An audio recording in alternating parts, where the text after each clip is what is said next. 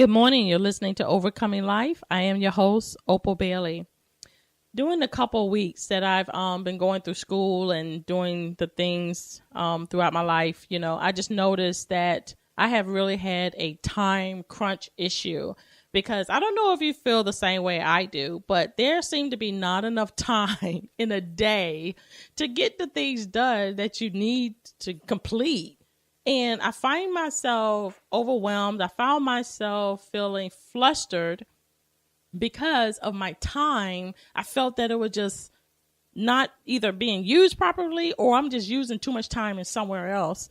But what I found out I had to do, because when I get overwhelmed or I feel overwhelmed, I get in the mode of a slowdown. I have to stop and evaluate, like, why am I overwhelmed? What is going on with me? And I realized that I wasn't using my time wisely. So in the process of me evaluating myself and figuring out what's going on with my time and why I feel rushed and flustered, I realized that I stopped doing something that I used to do many, many years ago. And that was to have a to-do list.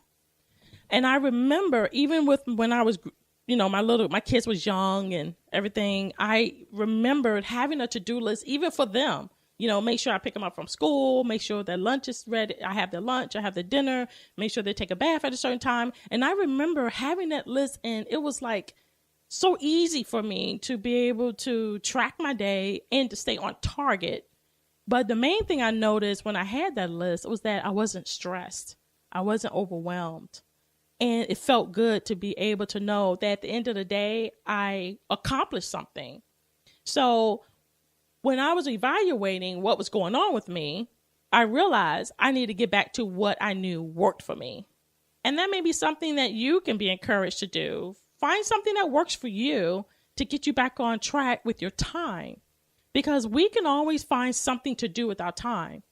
The scriptures tells us that everything that we do is profitable.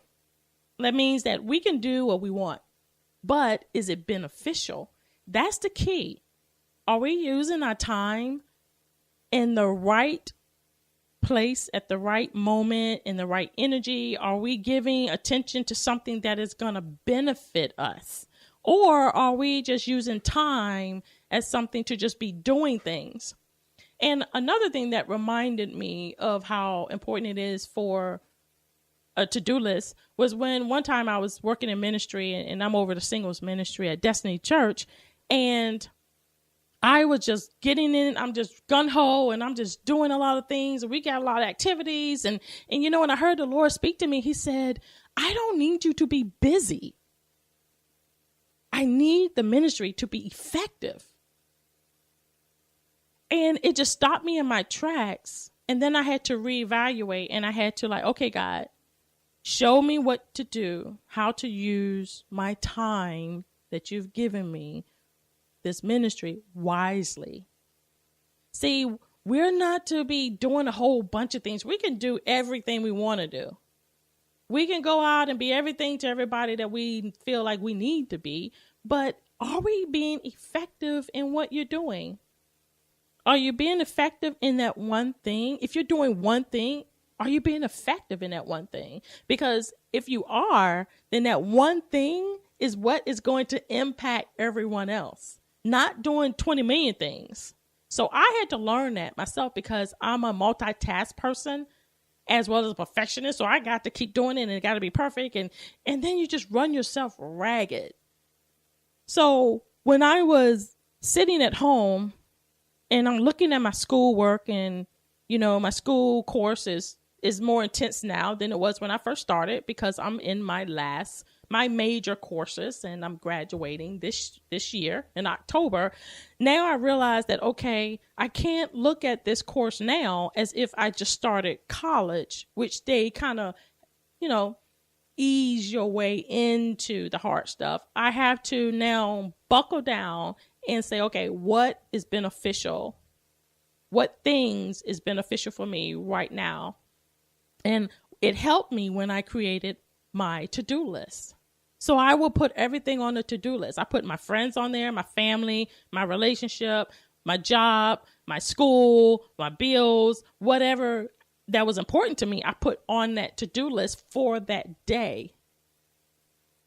And then I categorize it by priority. What was priority to me? Is it just getting up in the morning and running around my day and just I'll be exhausted by 12 o'clock in the noonday?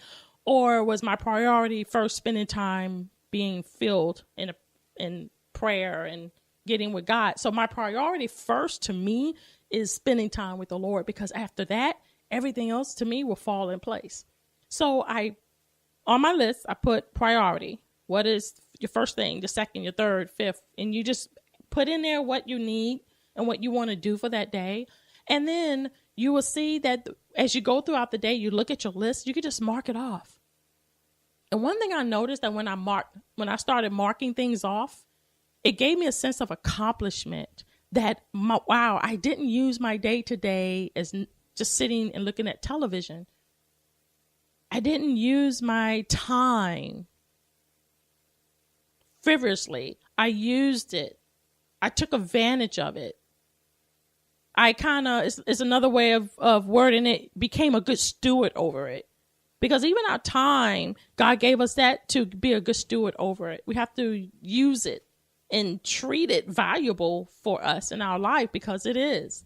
Because one moment you're here, one moment you're not. One moment you can accomplish something, one moment you can't. But when we take the time to evaluate what's going on and we take the time to create a to-do list, you will see how peaceful not only your environment on the outside will be, but how peaceful you will be on the inside. You will feel peaceful. You will feel restful, relaxed, chilled.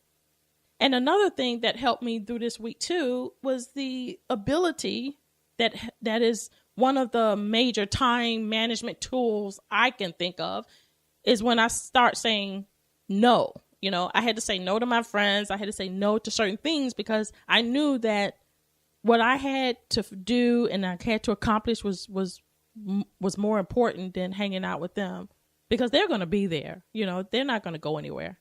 And there's always going to be another day to hang out, always going to be another day to do something.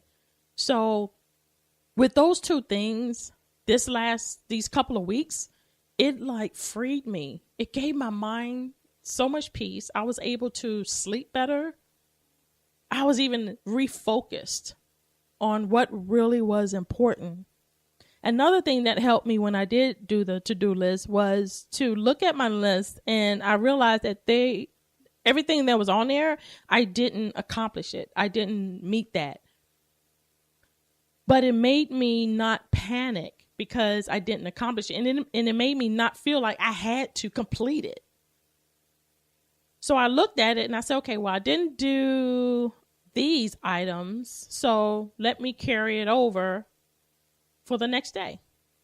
And I know sometimes we have to just feel like we are super women and supermen and we got to accomplish everything and we got to reach the goal. You know, I'm not saying that you can't reach goals and you can't accomplish things, but when it becomes to the point that you're doing so much to where you're not effective, then that's when you have to stop and say, okay, I'm just doing too much because I need to be effective. We need to be effective in everything that we do. Especially for me, when I look at my schoolwork, because of the degree that I'm going for, I'm going to be involved in people's lives. So I have to be effective in what I'm doing now to be able to manage the time that I need to share with them. So be encouraged this week to overcome the time crunch, and that you can do it no matter what you got to face, no matter how much time you feel like you don't have. Say like David said. David asked the Lord to teach me to number my days. Teach me to redeem my time so that you may gain wisdom. This is Overcoming Life. I am your host, Opal Bailey. God bless you.